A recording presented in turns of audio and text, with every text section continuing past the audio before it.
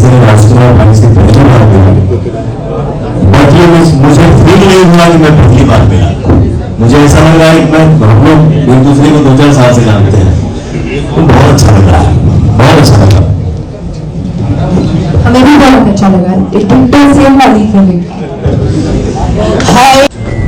मैंने गाना तो बहुत सारा किया है, हिंदी में बहुत सारा गाना किया हूँ, और इस फिल्म में जो हुआ वो अचानक से हुआ, कोई प्लानिंग नहीं थी।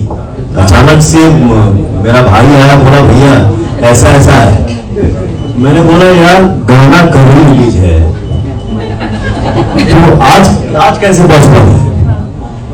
तो एक भाई हमारे मुंबई से आए, लखनऊ, हमारे घर में स्टूडियो है मेरा खुद का।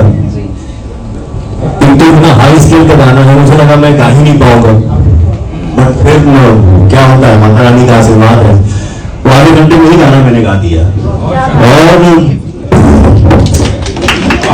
और ये गाना मुझे अच्छा लगा, और मैं चाहूंगा, मैं अपने भोजपुरी दुनिया से गुजारिश कर रहा हूँ, हिंदुस्तान से गुजारिश कर रहा हूँ कि इस फिल्म को बहुत बड़ा हिट फिल्म बनाए। और कोई भी आर्टिस्ट प्लेबैक सिंगिंग मैंने पहली बार किया है आपके हमारे ऑर्डर की बात है सर। पवन जी 2 लाइन अगर आप गुनगुना दे तो स्त्री की शक्ति के साथ। हाँ जी, तो कोई भी कलाकार अपने जीवन में नया काम करता है ना, तो उसको बहुत खुशी होती है और बहुत अच्छा लगता है। क्या गाने क्या बोले भैया? झूठी खाई थी कसम जो निभाई नहीं,